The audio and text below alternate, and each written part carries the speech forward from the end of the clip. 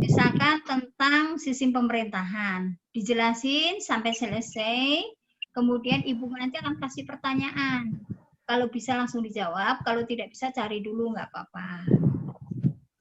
Kemudian lanjutkan ke berikutnya, sistem kepercayaan. Seperti itu sampai selesai. Ya. Kemudian tolong salah satu direkam. Ya, Bu. Udah. Dan difoto. Di fotonya saat ini tugas. Itunya ada semua. Kameranya nyala semua. Difoto dulu, nanti dikirim. Di GCR. Karena takutnya nanti pada saat ibu ngeklik videonya, ada yang nggak muter, nggak jalan, sehingga ada fotonya. Saat presentasi, yuk dibuka dulu. Siapa yang buka? Izra. Oke, yuk. Mana sih?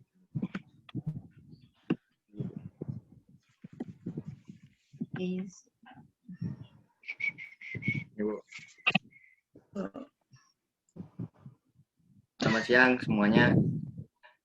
Kami dari kelompok 3, XIPS 3, ingin mempresentasikan kerajaan Mesopotamia kuno.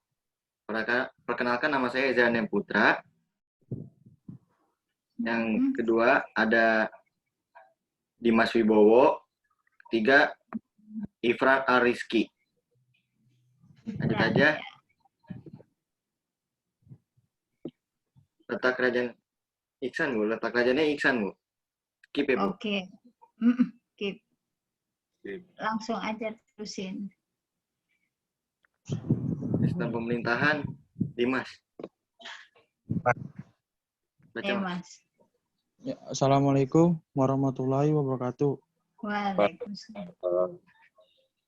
Saya akan mempresentasikan sistem pemerintahan kerajaan Mesopotamia kuno.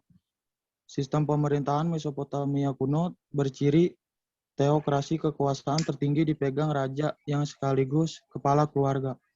Dalam buku Pengantar Sejarah Asia Kepala keluarga. Barat 2000, Kepala Agama Sejarah Asia Barat tahun 2008.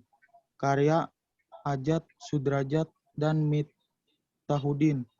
Kekuasaan Sargon I di Mesopotamia berlangsung pada sekitar 2371 sampai 2316 sebelum Masehi.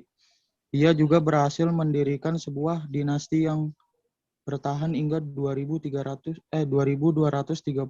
sebelum Masehi.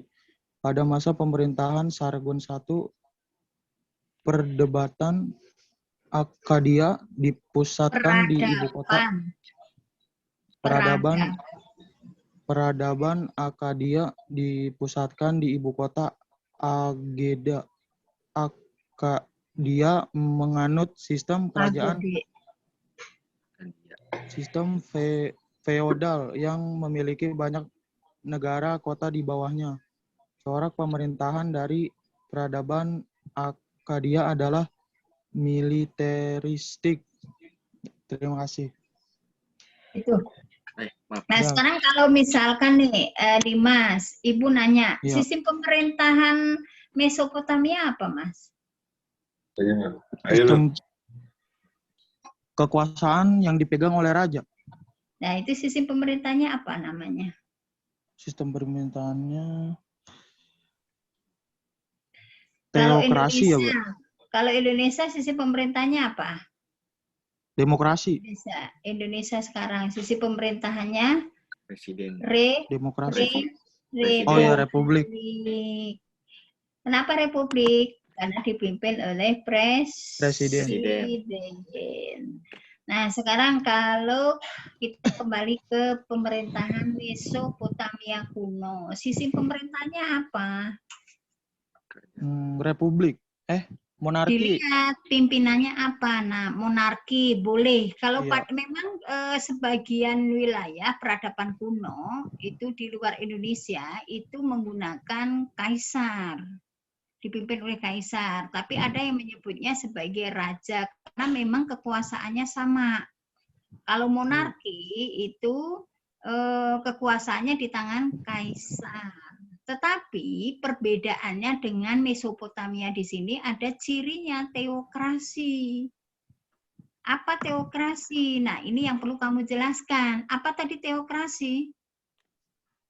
Teokrasi kekuasaan tertinggi yang dipegang oleh raja sekaligus sebagai kepala agama. Nah, jadi raja tidak hanya sebagai kepala negara, tetapi sebagai kepala agama. Kira-kira menurut Dimas, kalau raja juga kepala agama, kira-kira pengaruh dengan kekuasaannya seperti apa ya?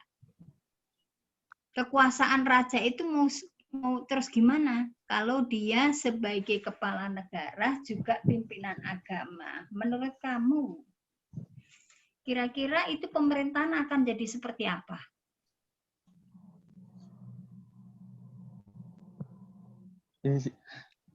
Seperti apa ya? Seperti apa coba? Kamu kan sebelum presentasi harus baca dulu sehingga tahu hubungannya. Kira-kira apa?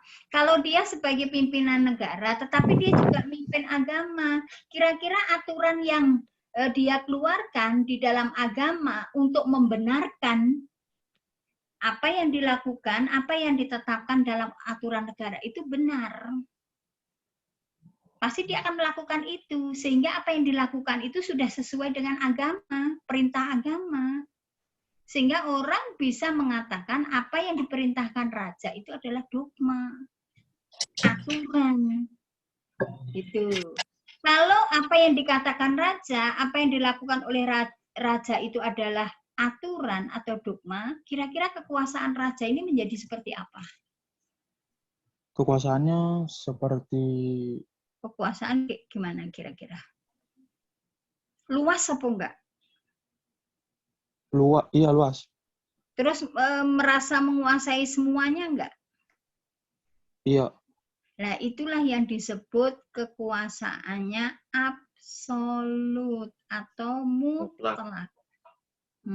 Karena apa? Dia ngerasa bahwa apa yang dia lakukan, apa yang dia tetapkan itu adalah sesuai dengan aturan agama.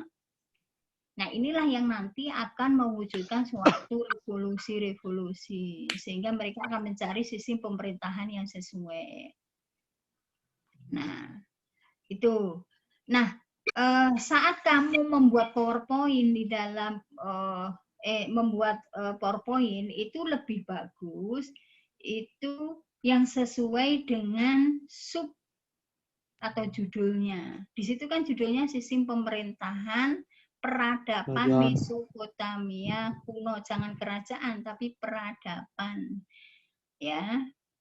Peradaban Mesopotamia kuno. Nah, karena di situ judulnya sistem, ya kamu langsung sistem pemerintahnya apa? Monarki yang bersifat teokrasi. Karena tadi kaisar yang memimpin sebagai kepala negara. Kemudian dalam buku pengetahuan nggak usah ditulis. Buat apa itu? Hubungannya dengan sistem pemerintahan apa? Nggak ada. Jadi kalau kamu itu membuat PowerPoint, itu emang poin-poinnya saja. Mungkin kalau waktu di SMP seperti ini dibetulkan. Karena SMP itu masih belajar membuat PowerPoint-nya, bukan belajar bagaimana memanfaatkan PowerPoint untuk presentasi. Nah, berbeda nanti setelah SMA. SMA ini nanti yang diprioritaskan bagaimana presentasinya. Yang kedua, ini tadi kan PowerPoint isinya harusnya poinnya saja. Kalau sudah kamu menentukan sistem pemerintahannya monarki, nah kamu cari kira-kira kaisarnya siapa aja. Ya. Kemudian setelah itu pada saat kamu presentasi itu tidak boleh membaca apa yang ada di PowerPoint. Karena sekarang ini kamu diuntungkan dengan PJJ, sehingga kalau kamu baca, temenmu nggak ngeliat. Terus posisinya kamu sama-sama nggak saling berhadapan. Berbeda kalau kita tatap muka. Kalau presentasi pasti suruh ibu maju. Kan kamu maju ke depan. Ingat waktu SMP kalau kamu diskusi. Ya kan? Kan pakai proyektor. Misalkan ini papan tulis. Kalau judulnya sisi pemerintah kerajaan, sisi pemerintahan peradaban kuno, kemudian kamu mau kan kamu jadi baca gini. Sisi pemerintahan dari peradaban. Jadi teman kamu belakangin. Terus nanti ada temanmu yang bilang, ya kalau itu mah bisa baca sendiri, ngapain pakai dibacain, kan presentasi bukan membacakan. Nah ini yang perlu kamu perhatikan. Besoknya nanti di kelas 11 kemungkinan dapat tugas seperti ini lagi, kamu harus ingat, dibiasakan. Meskipun guru ini nggak apa-apa, ini saat nanti kamu mahasiswa, kamu sudah terbiasa membuat PowerPoint yang benar, presentasi yang benar. Karena nanti kalau pada saat kamu misalkan kamu nanti di kelas 11 suruh bikin pelajaran lain, seperti itu dibiarkan saja. Sampai nanti kamu kuliah disuruh bikin PowerPoint seperti itu. Semuanya ditulis di situ. Kemudian presentasi kamu membacakan. Nanti dosennya paling nanya, kamu dulu SMA-nya dari mana? Kamu nggak diajarin. Nah ini maksud ibu, biar kamu nanti nggak malu pada saat kamu nanti udah kuliah atau berkumpul dengan sekolah-sekolah lain. Sehingga tahu bahwa presentasi itu seperti itu. Jadi misalkan nih, kamu tulis di situ poinnya. Sistem pemerintahan Mesopotamia kuno adalah monarki. Kekaisaran yang terkenal adalah Sargon I. Nah, ini disebutin ya. Kalau sudah seperti itu kamu jelasin sekarang di depan kelas bahwa sistem pemerintahan di dalam peradaban Mesopotamia itu sifatnya mutlak. Kenapa? Karena cirinya bahwa raja itu tidak hanya sebagai kepala negara, tapi dia juga sebagai kepala agama. Sehingga apa yang dilakukan, apa yang diucapkan itu adalah aturan yang ada di dalam aturan agama. Sehingga orang akan lebih percaya. Nah ini dijelaskan, dipresentasikan. Boleh kamu buat catatan yang nanti kamu pahami, jangan diapalin kata-katanya. Kalau kata-katanya diapalin nanti kelewat dan yang kemudian lupa semuanya. Nah itu harus mulai dibiasakan. Jadi di situ poinnya kamu tinggal menjelaskan. Itu namanya presentasi. Ya sekarang seperti ini nggak apa-apa, udah bagus, ya. Ya, Bu. Tapi ini Baik, masih Bu. peninggalan zaman SMP. Harus kamu rubah. Harus kamu biasakan. Iya, harus kamu biasakan nantinya. Besok pada saat misalkan di kelas 11 suruh bikin sosiologi, ekonomi, suruh bikin PowerPoint, nah kamu udah paham. Meskipun kadang gurunya seperti ini, didiamkan saja. Tapi kamu harus membuat namanya aja PowerPoint, harus poinnya saja. Kalau misalkan nanti gurunya misalkan gini, kok kamu singkat amat sih? Ya ini kan namanya PowerPoint, Bu. Nah, nanti akan saya jelaskan saat saya presentasi. Beda kalau kamu bikin rangkuman atau paper. Kalau yang namanya rangkuman, apa yang ada di kertas itu kamu rangkum, kamu persempit. Tapi apa yang ada di lembaran itu tidak boleh ada yang kurang, yang penting, ya kan? Nah, kalau kamu seperti ini kan kayak rangkuman, bukan PowerPoint.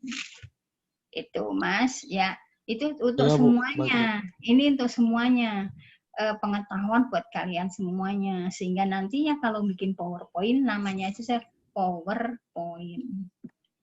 Jadi kekuatannya ada di poin-poinnya. Nah di situ hanya poinnya saja. Pada saat presentasi disitulah kamu mendapatkan nilai yang banyak karena presentasi kamu, penjelasan kamu. Ya. Ya, baik, Bu. Oke, lanjut. Berikutnya, Ifran apa Ezra dulu? Saya kayaknya. Ya. Setelah sistem pemerintahan, sistem ekonomi ya. Sabar, Bu.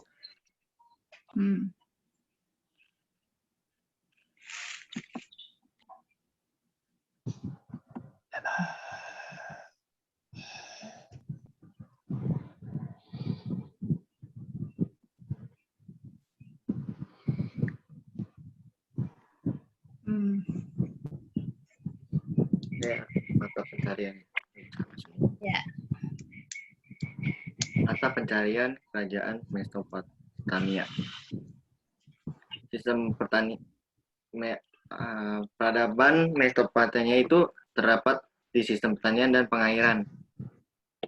Seperti sejak tahun 10.000 tahun lalu, masyarakat Mesopotamia telah tanam gandum.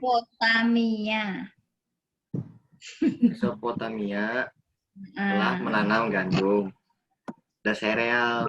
Kemudian mereka juga menanam jelai, kurma, kacang polong, zaitun, delima, anggur, dan sayuran.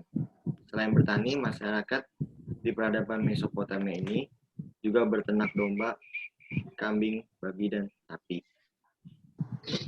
Untuk menunjang hasil panen yang berlimpah, setiap musim penduduk Mesopotamia membangun jaringan irigasi dengan memanfaatkan aliran Eufrat dan Tigris. Dengan perencanaan yang baik, maka aliran Eufrat dan Tigris dapat dimanfaatkan secara maksimum untuk menjaga kesuburan lahan pertanian. Peradaban Mesopotamia menjadi peradaban yang pertama membangun jaringan irigasi sebagai jaringan interbatu dan membakukan irigasi menjadi suatu sistem. Pemerintah memberlakukan undang-undang yang mengatur distribusi untuk memastikan pengairan berjalan lancar. Sekian tentang mata pencarian Mesopotamia. Kira-kira apa yang menurut kamu apa yang salah, Za? Terlalu panjang ya, Bu, bacanya. Terlalu panjang, terus? Bacanya terlalu banyak. Ya, kamu baca, bukan presentasi. Jadi, yang namanya mata pencarian itu apa, Zra? Sistem apa? Ekonomi gitu. Iya, buat cari ekonominya atau mata pencariannya. Sekarang kalau Ibu nanya, mata pencarian dari Mesopotamia apa? Pertanian dan pengairan. Emang pengairan itu mata pencarian? Pertanian dan peternakan, Bu. Nah, pertanian, peternakan. Kan yang kamu jelasin tadi pertanian sama peternakan, kan? Nah, kamu tulis saja di situ. Mata pencariannya peradaban Mesopotamia adalah pertanian dan peternak. Nah, baru kamu jelaskan. Yang banyak itu nggak usah ditulis. Gitu. Ya. Nah, baru kamu jelaskan pertanian itu mata pencarian pertanian karena posisi atau letak dari Mesopotamia di antara dua sungai Efrat dan Tigris. Padang siang hari sambil nah, dari sungai itulah kemudian menjadi memberikan kesuburan bagi tanah Mesopotamia. Jika Anda Nah, kemudian pertanian itu juga didukung dengan pembangunan pengairan atau irigasi ya oleh masyarakat Mesopotamia sehingga hasil produksinya menjadi berlimpah. Ini kamu presentasikan untuk menunjang bahwa mata pencarian mereka adalah bertani. Kemudian peternak, sebutin peternak, mereka berternak di situ ada sapi, kambing, babi, sebenarnya nggak jauh dari negara kita ya. Kalau babi, nah itu namanya presentasi, bisa jadi terjadi komunikasi antara kamu dan teman-teman kamu. Babi, sapi kan biasa sering lihat ya sama. Ya. Nah sekarang karena letaknya di aliran sungai Efrat dan Tigris, itu adalah aliran sungai di antara aliran itulah letak peradaban Mesopotamia. Itu kira-kira memunculkan mata pencarian baru nggak bagi bagi peradaban Mesopotamia? Karena letaknya di sungai besar itu. Selain pertanian ya, selain pertanian.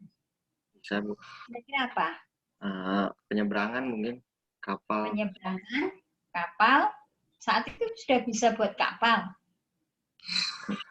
Belum tahu.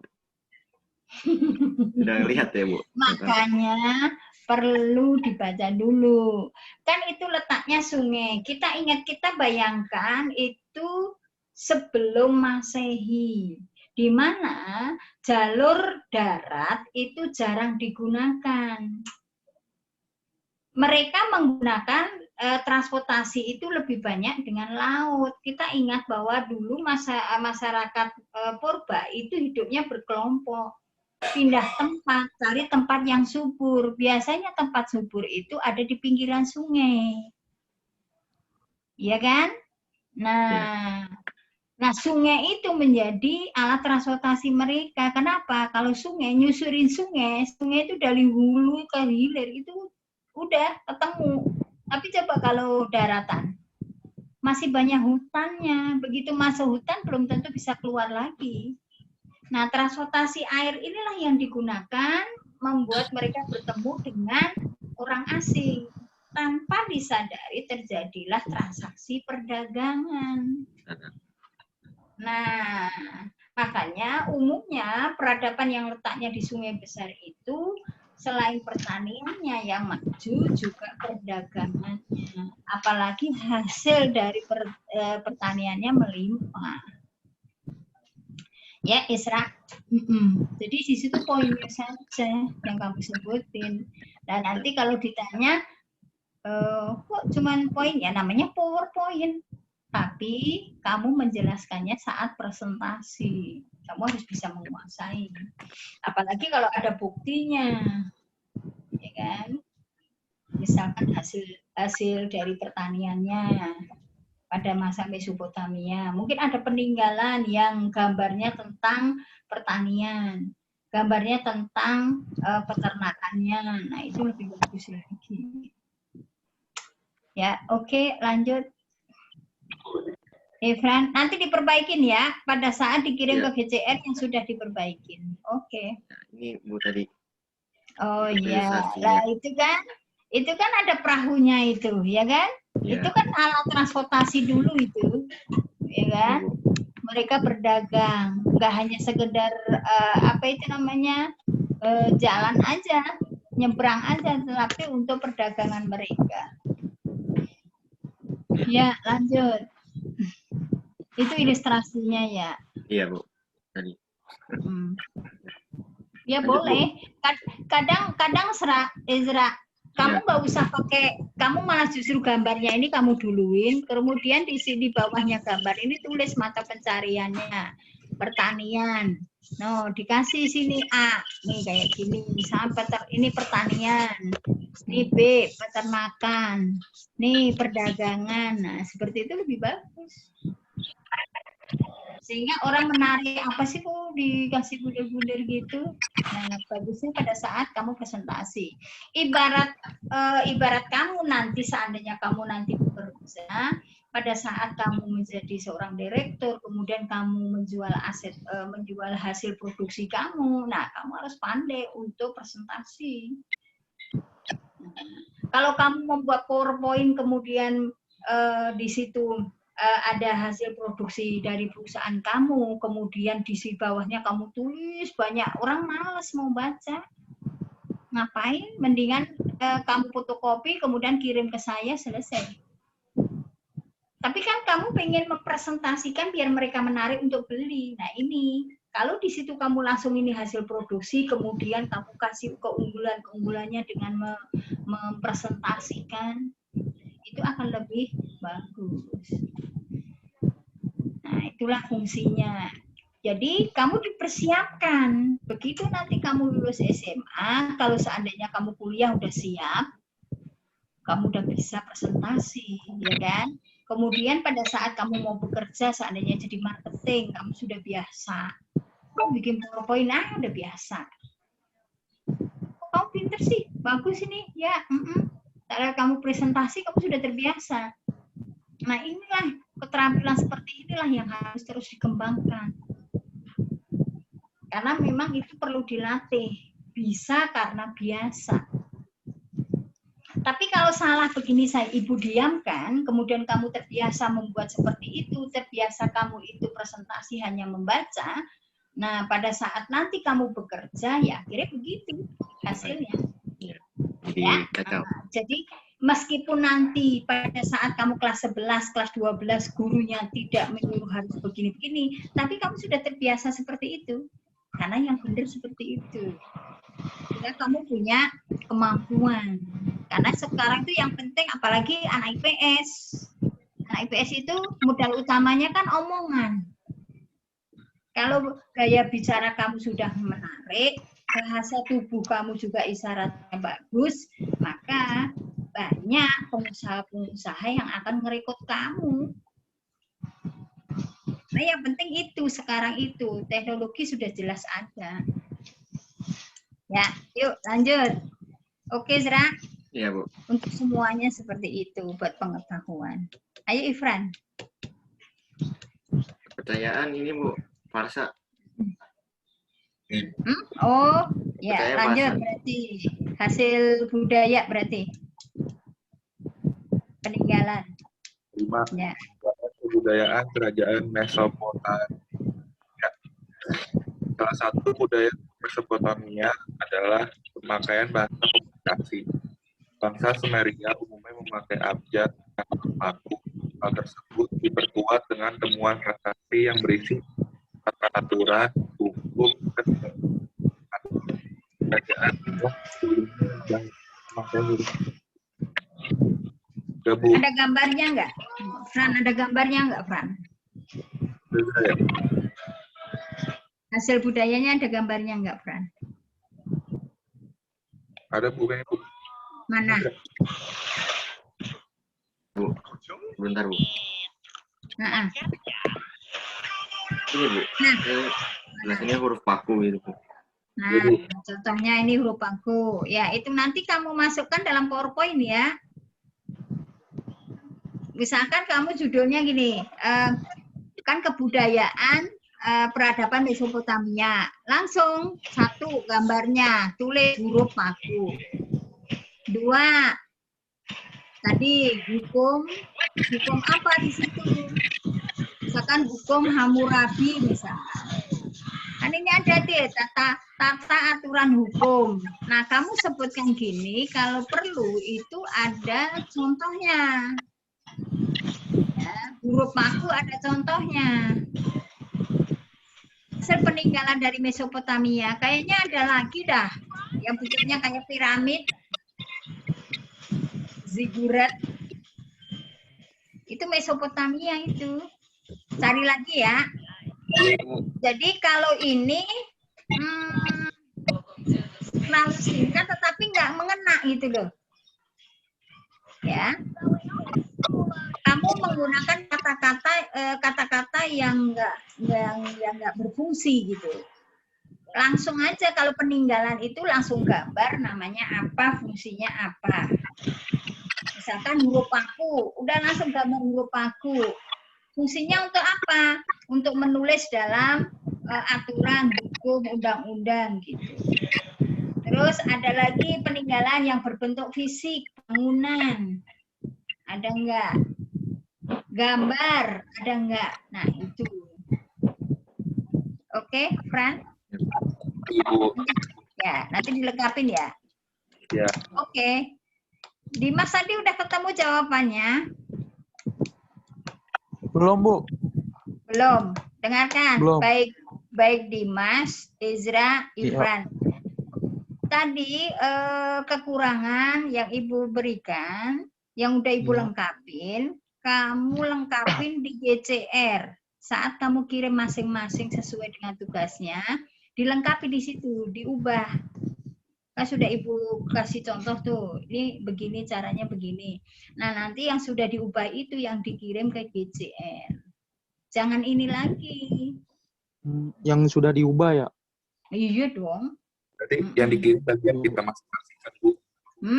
Kan gini, pada saat semuanya mengirim, yang Ibu tugasin ngirim recordernya, kemudian fotonya, PowerPoint, itu yang awal.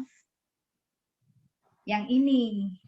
Nah, nanti masing-masing anak mengirimkan yang sudah diperbaiki. Ngerti kan maksud Ibu? Ngerti, Bu, ngerti. Paham? Ya, ya udah. Ya udah gitu aja. Nanti 2 teman kamu suruh ngubungin ibu sendiri, nanti presentasi sendiri ya. Ya udah. Terima kasih banyak. Bagus sebenarnya kamu sudah punya keberanian untuk berbicara. Hanya kamu harus tahu mana yang harus disampaikan. Itu saja. Agar nantinya ke depannya kamu punya keterampilan. Karena itu modal kamu sebagai orang IPS, orang sosial. Itu harus pandai berbicara.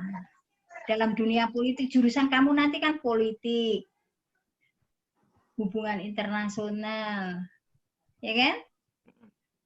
Hukum. Ini kan perlu semuanya, perlu omongan. Tapi kalau kamu sudah terbiasa presentasi, terbiasa diskusi, terbiasa berbicara, dengan kamu membaca yang ada di internet, kemudian kamu sampaikan, itu akan menambah wawasan kamu, sehingga berbicara kamu itu berkualitas. Ya. Beda dengan orang yang nggak banyak baca, nggak pernah ngomong. Nah, itu nanti bahasa katanya, kosakatanya juga terbatas. Sehingga kalau ngomong nggak jelas arahnya kemana, tujuannya apa, nggak jelas. Kenapa? Karena tidak biasa. Nah, makanya di SMA, Ibu biasakan. Karena itu modal utama kamu nanti. Udah? Ibu cukupkan sekian. Terima kasih, mohon maaf semuanya. Ya, jangan lupa nanti dikirim. Oke, udah foto? Udah difoto salah satu? Oh no, Ejra no.